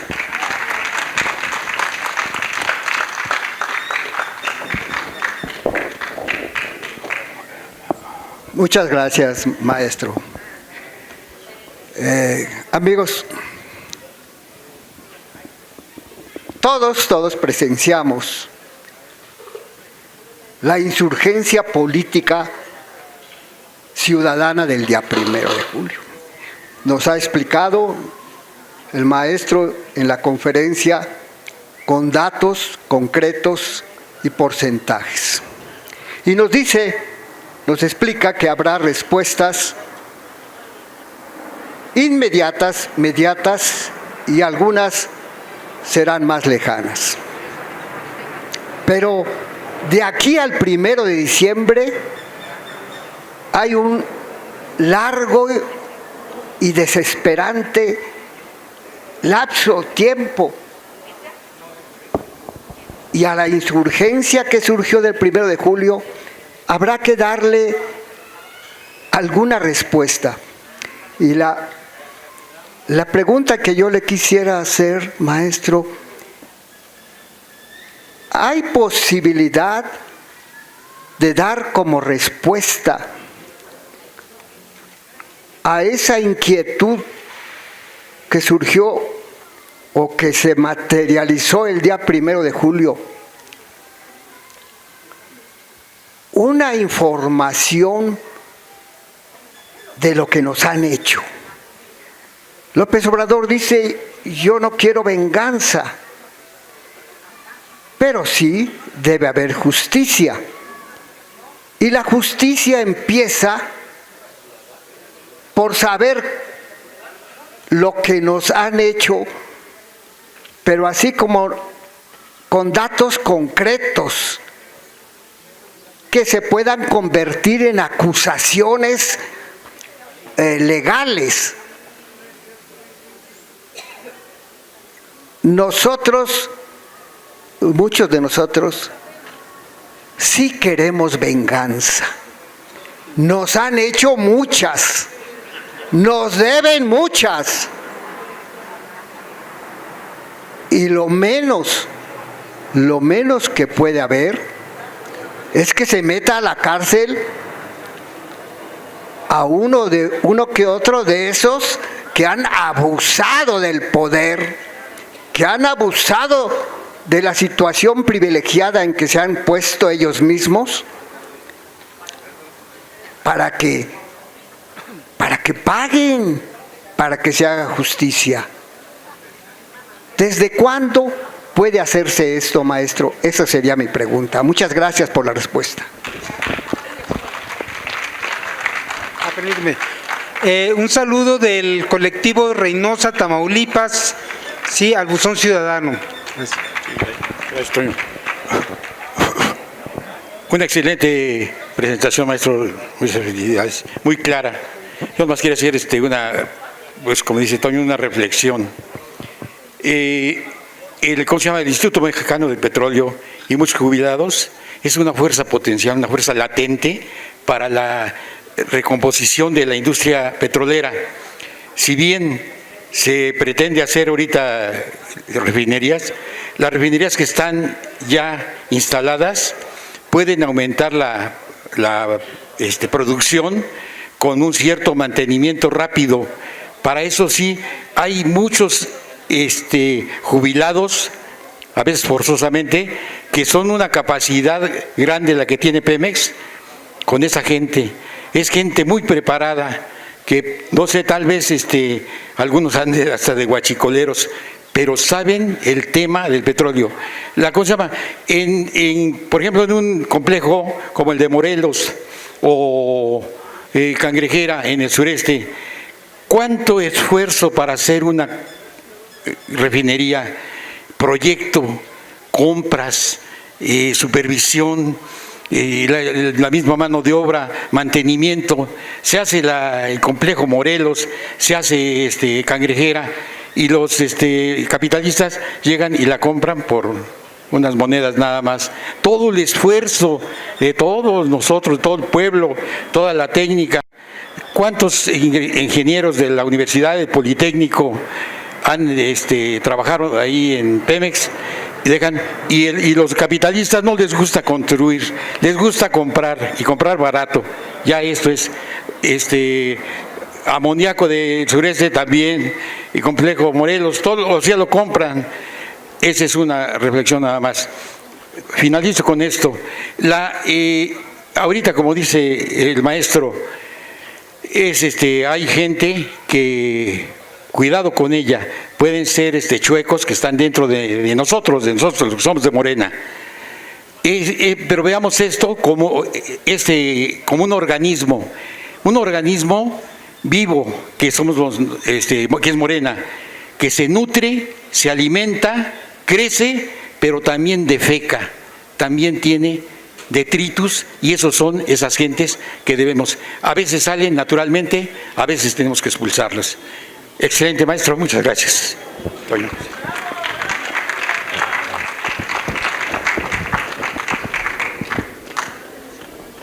Bueno, primero que nada, felicito aquí al ingeniero por lo que dijo y cómo lo dijo.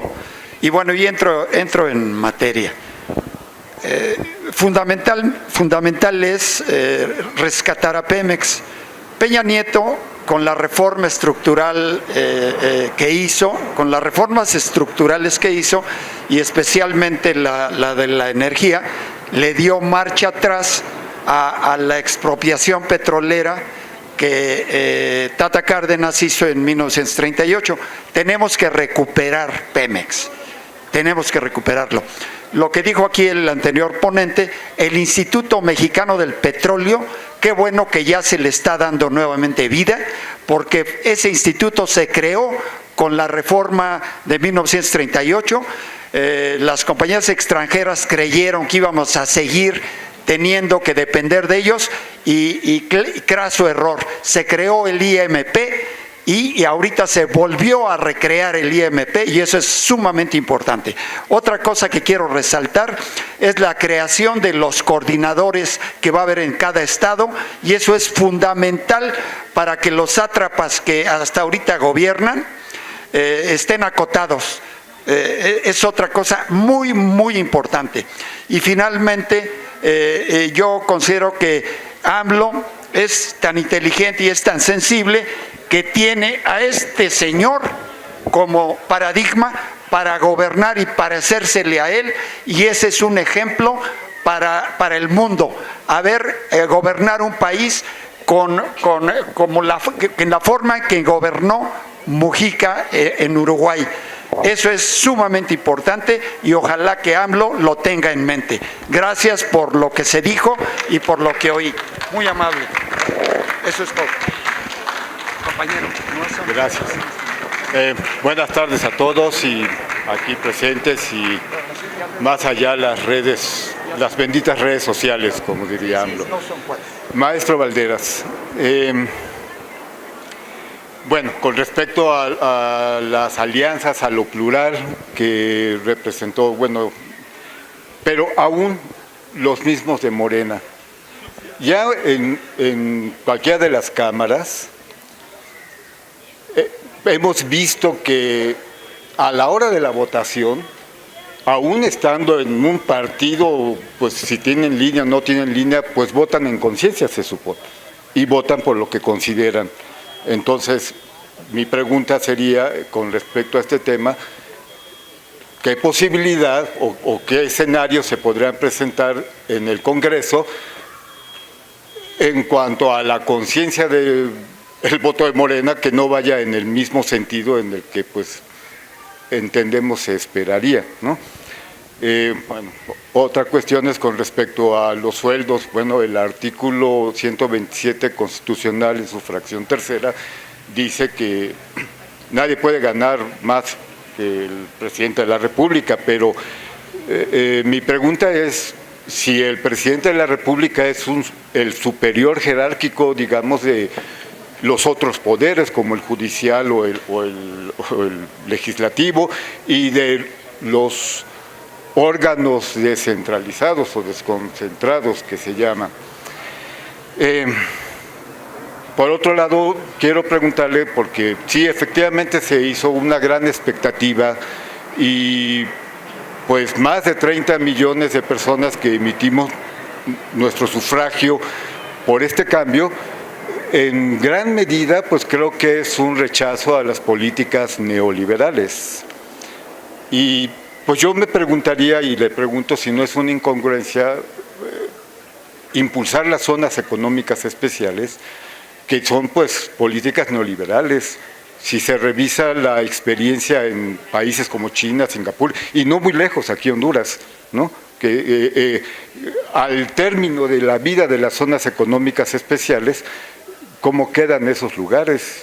Si no son también instrumentos de despojo que tiene el neoliberalismo, y de alguna forma pues el próximo gobierno ha anunciado la implementación de estas zonas económicas especiales. Por último, quisiera preguntarle con respecto a la reforma energética y a la cuestión de energía. Habló brevemente acerca de la agenda energética o la agenda de la Secretaría de Energía. En su concepto, ¿cuáles son estos? En su concepto, ¿cuáles son pues los puntos de la agenda de energía que se deben de tratar? Y la alta expectativa que se levantó con respecto de echar atrás o revertir la reforma energética, bueno, nos aclara que pues será en las leyes secundarias, no se tiene la mayoría absoluta como para hacer un cambio constitucional, pero entonces pues yo tengo esta preocupación. ¿Qué tanto en todas las subastas de nuestros campos y nuestra riqueza petrolera vamos a recuperar? ¿Qué tanto ya no vamos a recuperar o qué se requiere para recuperar esto que se ha subastado? Y bueno, pues eso es todo. Muchas gracias por su atención. Gracias a todos.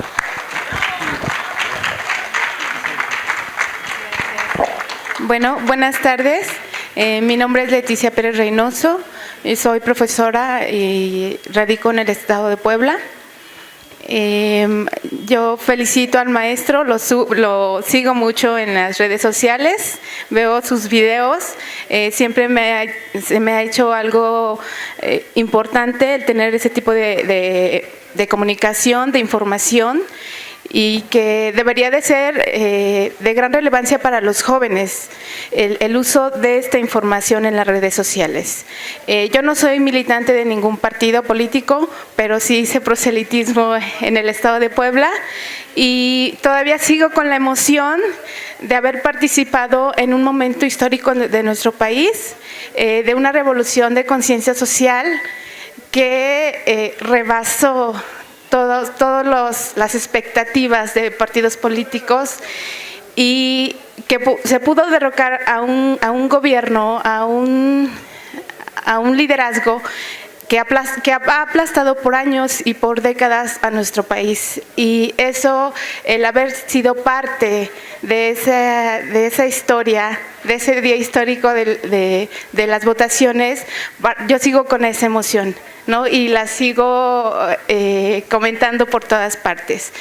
Y bueno, mi pregunta es sobre el caso del estado de Puebla. ¿Todavía existe la esperanza o la posibilidad de que pueda cambiar pues el resultado, el fraude que hubo en el estado de Puebla?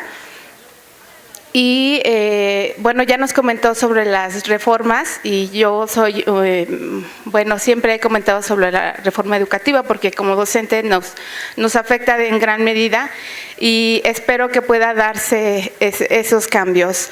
Otra cosa es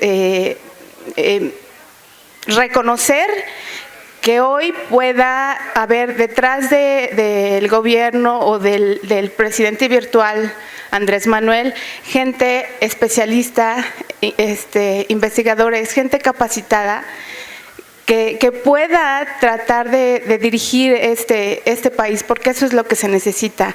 Gente que tenga conocimiento sobre esa área en la que va a trabajar o en la que van a dirigir.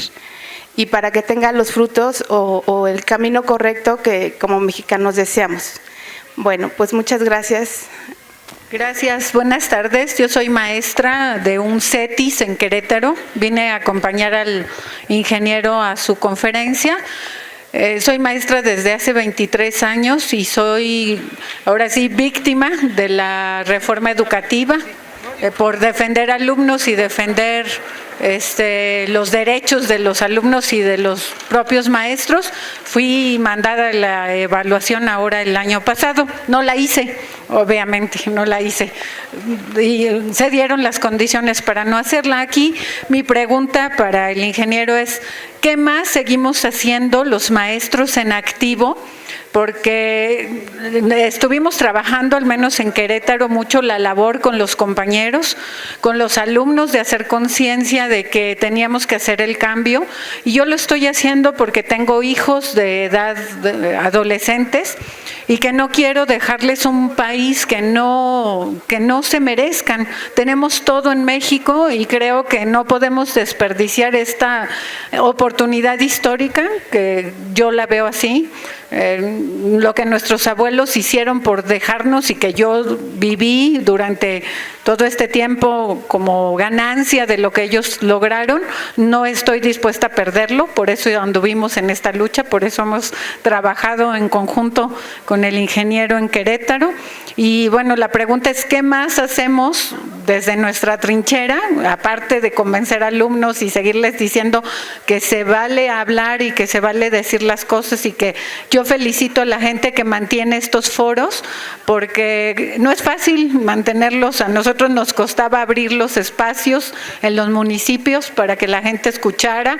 Igual teníamos gente que nos gritaba desde allá de lo oculto, ¿no? Que nos calláramos y muchas cosas que vivimos, pero al final se aprende de todo esto. Entonces, la pregunta en concreto es, ¿qué más hacemos desde nuestra trinchera? Los invito a seguir con esto, qué padre que haya mucha gente en estos proyectos, y trataremos de copiar esto en Querétaro, se los prometo.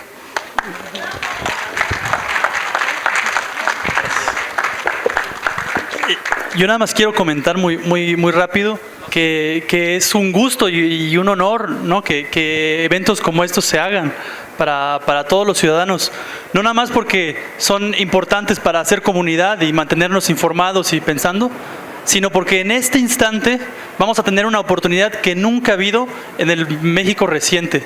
Es que la voz ciudadana sea escuchada, pero una persona no puede ir y proponer algo y que se haga, porque si todos lo hicieran sería el caos. Nada más organizarlo se van a tardar más tiempo que en hacerlo. Entonces se tiene que hacer de forma colectiva, de forma organizada, con cédulas así, como se está haciendo aquí. Es un gran ejemplo que hay que repetir, no nada más en Querétaro, sino en todos lados. Entonces, es bien importante que tomemos conciencia de eso, ¿no? Que ahorita está bien estar aquí, los que han estado aquí mucho tiempo, pues hay que aplaudirles, pero hay que saber que es esencial seguir estando aquí, trayendo más gente, organizando más eventos como estos, porque de verdad va a ser el momento en que tendremos que ser escuchados. Y sabiendo que no es obvio que seamos escuchados, porque la situación está difícil. Cambiar con la inercia de lo que ha estado pasando en los últimos 30 años va a ser bien difícil. Entonces va a haber que estar bien presentes, exigiendo, acompañando y obligando a las futuras autoridades, por más honestas que sean, a que cumplan en el sentido en que la ciudadanía cree que se debe de cumplir. ¿Cuáles son nuestras necesidades, nuestras exigencias, lo que de verdad queremos? Entonces, sepan que esto que estamos haciendo aquí es más que nunca, aunque ya lo era, construir ciudadanía, construir gobierno, construir un futuro para todos. Entonces, felicidades a todos. Muy bien, perfecto. Creo que sí hay que insistir en la verdad que encierra tanto lo que dijo la maestra como el compañero que me precedió. La colectivización precisamente nos saca de nuestro ensimismamiento, nos retira de la manipulación mediática que nos volvió individuos, nos vuelve comunidad y nos entrega en las manos un país. Dos preguntas puntuales para el ingeniero Miguel Ángel. Primera de ellas, respecto a pues la tormenta que se avecina con la empresa Oro Negro, creada por el hijo de Francisco Gil Díaz y la familia Cañedo White de Televisa. es una bomba lo que se viene. Se pronostica del tipo del asunto de Odebrecht, precisamente porque esta empresa está demandando al Estado mexicano porque no se le dieron los contratos de determinadas plataformas petroleras. ¿Qué nos puede platicar? En primer punto. Segundo de ellos, maestro, se ha especulado en este momento mucho respecto a los salarios de los secretarios de Estado y servidores públicos. ¿Cómo ve usted la cuestión de que muchos servidores públicos actuales estén chantajeando no solamente a un gobierno, sino a toda una nación, al decir que en caso de no tener mejores salarios roban? ¿Acaso en la iniciativa privada se nos permite decir, si usted no me paga más, voy a robar? Porque esto es una confesión tácita, ¿o me equivoco? Es cuanto. Gracias. Sí. Muy bien, ahora vamos con las respuestas para que aquí el compañero Ángel. Bueno, miren, a ver, lógicamente yo no soy miembro del gabinete, creo que ni siquiera Andrés Manuel podría contestar todo lo que está aquí, no le corresponde, ¿no? Yo creo que van a tener que ser muchas cuestiones que tendrían que ser contestadas pues, por la gente que va a estar en el gabinete. Pero es evidente, me gustó la intervención del joven que habló en el sentido de que la ciudadanía se tiene que hacer escuchar. Es evidente que tenemos que empujar a nuestro mismo gobierno a ciertas determinaciones y sobre todo apoyarlo cuando tome ciertas determinaciones. Pero sí hay líneas generales que podemos marcar, que pudieran marcar una agenda de Morena para los siguientes 6 años. Por ejemplo, revertir las reformas laboral, educativa y energética. ¿En qué nivel se podría? Ya les mostré, por eso era muy importante la primera parte que les di del análisis numérico, porque esto no va a ser cuestión de voluntad. No se puede revertir una reforma constitucional si no se tienen las 2/3 partes. Se puede hacer un trabajo de cabildeo para hacer esa reforma, pero tampoco tendríamos que apanicarnos. Tendríamos que ver qué se cambió. Miren, por ejemplo, en la reforma educativa, ¿qué se modificó? El artículo 3 constitucional. ¿Qué se introdujo? Se introdujo el concepto de calidad. Bueno, ¿quién puede estar en contra de la calidad educativa? Nadie. ¿Tenemos que revertir el artículo 3 constitucional? No. Es más fácil derogar la Ley General del Servicio Profesional Docente. ¿Se tiene que derogar toda la ley? No. Miren, basta que se derogaran los artículos 52, 53, octavo y noveno transitorio. Los maestros pueden trabajar con la tranquilidad de que esa famosa evaluación no va a marcar su futuro laboral. Es decir, tampoco tenemos que derogar todo.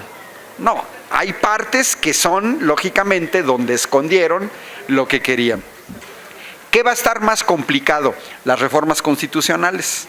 Por ejemplo, se modificó el artículo 27 constitucional en términos de los energéticos. El 27 constitucional que modificaron decía lo siguiente: no se otorgarán concesiones ni contratos, ni subsistirán los que en su caso se hayan otorgado. ¿Cuál es la consecuencia de esta modificación? ¿Cómo cambiaron la redacción? La redacción dijeron, no se expedirán concesiones, y ahí se acabó. Quiere decir que quitaron la parte de que no se otorgarían contratos, ni subsistirían los que en su caso se hayan otorgado. ¿Cuáles han sido las consecuencias de esa modificación al artículo 27 constitucional? La asignación de contratos, que estaba prohibida por el artículo y ahora ya no está prohibida, y regularizar todos los contratos que se dieron de manera irregular. Aquí son 2 pesas y 2 medidas. Por aquí alguien comentó que a los extranjeros les gusta comprar barato. Y tenemos que ver en México, yo fui de los que lo denunció en su momento, cómo las empresas españolas como Iberdrola, Unión Fenosa, estaban produciendo energía eléctrica en México por encima de la Constitución, violando la Constitución. Lo que hace el Pacto por México, PRI, PAN y PRD, es volver legal lo que era ilegal. Bueno, ¿qué nos debe dar tranquilidad? La Constitución no dice que se tengan que otorgar contratos, ¿eh? Eso no lo dice, no es obligatorio. Andrés Manuel no tiene por qué otorgar contratos. Peña Nieto los entregó y para eso modificaron la Constitución. Pero ¿qué confianza debemos de tener? Pues que tenemos un gobierno que no está obligado a otorgar contratos, ¿eh? No está obligado. La Constitución no dice estás obligado a entregar contratos. Por lo tanto, ¿qué tiene que hacerse? Pues un ejercicio un poco colectivo, más pensado, de decir, a ver, ¿qué vamos a poder modificar de la Constitución? Y si es necesario. ¿Y qué podemos modificar que no sea de la Constitución? Porque, repito, el hecho de otorgar contratos no es obligatorio. Eso también nos debe dar contrato. Yo estoy seguro que Andrés Manuel no va a entregar ningún contrato. No está obligado a hacerlo, ¿sí? La ley lo permite, pero no está obligado. Préstamo y deuda externa, pues esa es una de las grandes lacras. Va asociado a quien decía, necesitamos información certera. Tenemos que ser pacientes a que el gobierno tenga acceso a los archivos para ver en qué desastre nos dejaron Comisión Federal, en qué desastre nos dejaron Pemex. Acuérdense que un compromiso de Andrés Manuel fue revisar los contratos. ¿Quién otorgó los contratos? Ahorita salió el caso de Oro Negro. ¿Quiénes son los dueños de esas compañías? Porque hay que recordar que estos neoliberales son muy ladrones, pero no son tontos. Lo que ellos hacen es que privatizan y entregan lo privatizado a sí mismo. Su maestro de todos es Carlos Salinas de Gortari, ¿eh? O sea, recordemos que Carlos Salinas de Gortari privatizó más de 1,000 paraestatales y luego vamos viendo prestanombres por aquí y por allá. Lo hizo Fox, que hasta los hijos de Marta Sagún con Oceanía. Entonces, tendremos que esperar a ver qué encuentra el gobierno. Por ejemplo, en el caso de la deuda externa, el último préstamo que contrató Peña Nieto, pues ni modo que se lo lleve. No se lo va a llevar. O sea, si es un préstamo que se contrató, le va a quedar al nuevo gobierno. Y si se lo gasta, pues se tendría que denunciar. No, yo no creo que se lo gaste. Pero sí hay que revisar. Sobre todo porque en el último sexenio aumentó en 5 billones la deuda externa. Y los que más han endeudado al país es Felipe Calderón y Enrique Peña Nieto. Yo sí soy de los que creo que tienen que rendir cuentas. Hay que tomar en cuenta que Vicente Fox y Felipe Calderón recibieron un Pemex con un precio del barril de petróleo superior a los $100, que recibieron excedentes petroleros por más de 1 billón de pesos. Yo creo que nos deben una explicación a este país. Quizás haya casos que se puedan juzgar, porque también hay que tomar en cuenta los periodos legales. Pero yo creo que hasta los casos que no se puedan juzgar deben ser denunciados públicamente. Tenemos que tener la clara concepción de que Vicente Fox fue ladrón, de que se robó el dinero y de que se robó el dinero Felipe Calderón. Lo tenemos que tener claro los mexicanos, sobre todo para no volver a votar por sus partidos. Lo de la descentralización de las secretarías efectivamente es un proceso complejo. Yo no creo que se pueda hacer con todas, va a generar problemas. La modificación de la ley del ISSSTE abren las puertas a la aplicación retroactiva de leyes, de derechos ya adquiridos que pierden los trabajadores. La misma reforma educativa, los jueces dijeron que no afectaba derechos laborales, a pesar de que es evidente que afectaba derechos laborales. Yo casi les diría, ahora aguántense. Ustedes abrieron las puertas de la retroactividad, pues aguántense. Pero no hay necesidad tampoco de la retroactividad. Miren, la Constitución, yo fui dirigente sindical 4 años del Sindicato de Académicos de la Universidad, impide que se reduzca el salario. No hay necesidad de reducir el salario. Yo repito, en Querétaro un diputado local tiene un salario de 47,000 pesos. ¿Se le va a reducir? No. Sí, pero con bonos, prestaciones, dieta, se eleva a 225,000. pues ¿sabes qué? Todo eso te lo vamos a quitar. No estoy violando la ley, ni estoy violando la Constitución, yo no te estoy reduciendo el salario, tu salario sigue siendo de 47,000. Lo que te estoy quitando es todo lo extra que tenías de manera ilegal. Por eso la tienen difícil, por sus bonos mensuales y por el de etcétera, y además todos los gastos superfluos que tienen. Yo creo que es sano, es justo, son muchos temas, y yo creo que todas las intervenciones, miren, yo aquí marqué 13 temas distintos, pues estamos ahorita todo mundo queriendo discutir todo. No va a ser posible, pero tenemos que apostarle. Yo cerraría señalando, se necesita la participación. Tenemos que participar, no podemos ser espectadores, esperar a que hagan, digan, criticamos, mira, no hicieron, mira el diputado fulanito de tal.